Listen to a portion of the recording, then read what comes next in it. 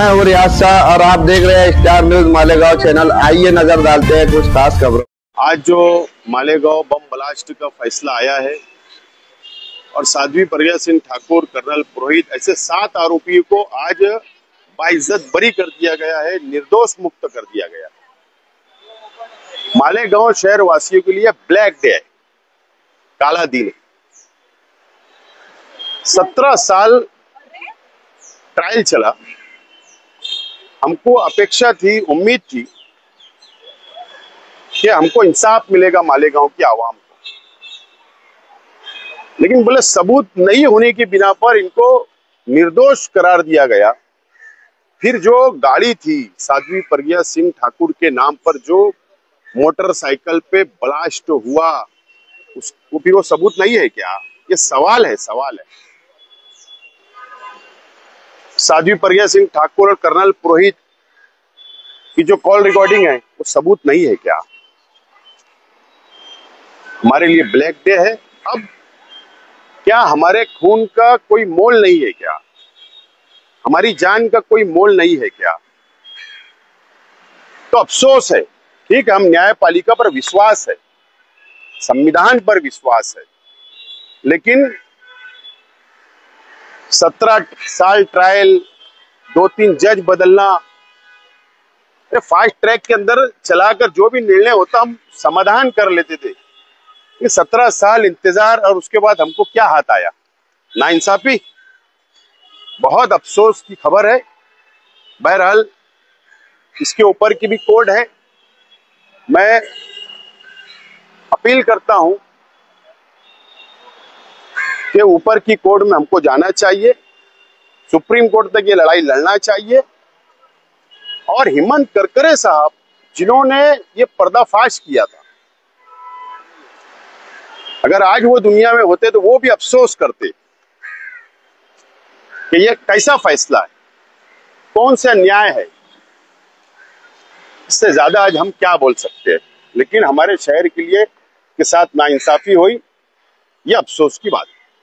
क्या आपकी पार्टी या फिर आपकी माइनॉरिटी डिफेंस कमेटी इसको लेकर आप क्या सड़कों पर भी उतरेंगी? इसका एहतजाज दर्ज किया जाएगा क्या, या इसकी लड़ाई जो कोर्ट के साथ साथ रास्ते की लड़ाई बनाई जाएगी क्या?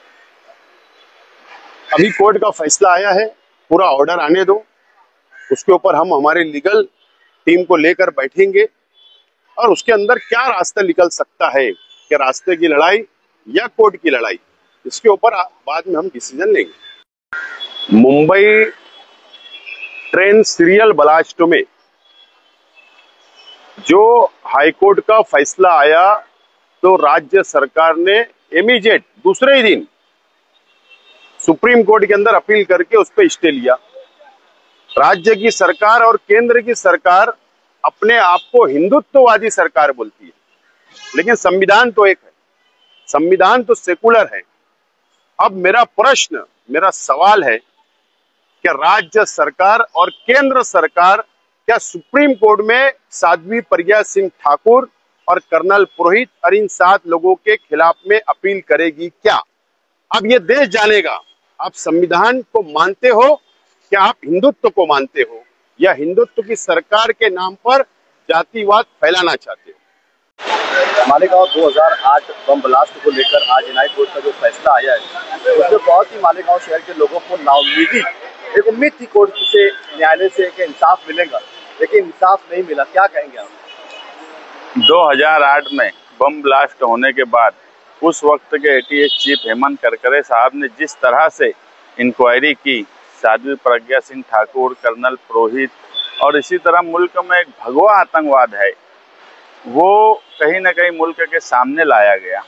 और गाड़ी साध्वी प्रज्ञा सिंह ठाकुर की, कर्नल पुरोहित और साध्वी प्रज्ञा सिंह ठाकुर की कॉल रिकॉर्डिंग और ऐसे कई एविडेंस थे जो बहुत मजबूत थे। और एटीएस की जो चार्जशीट थी वो भी हमने देखी, उसमें कहीं ना कहीं सारे एविडेंस थे। उसके बाद भी आज जो फैसला आया, वो कहीं ना कहीं जो एजेंसियां हैं और एजेंसियों में बैठे हुए जो ऑफिसरान हैं, उनके ऊपर सवालिया निशान है कि इस मुल्क में इतने संगीन मामले में और इतने एविडेंस होने के बाद भी अगर इंसाफ नहीं मिलता, तो मुल्क की सारी एजेंसियों पे एक सवालिया निशान लगता है कि क्या इस मुल्क में बम ब्लास्ट जैसे आरोपी इस तरह से छूट जाएंगे।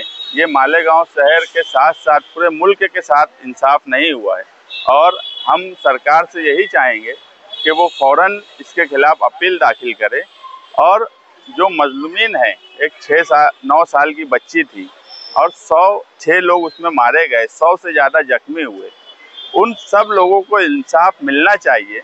और इसके लिए एजेंसियां जिस तरह से इंक्वायरी करती हैं, अगर यही तरीका रहा तो आने वाले वक्त में इस तरह के क्राइम करने वालों का हौसला बुलंद होगा।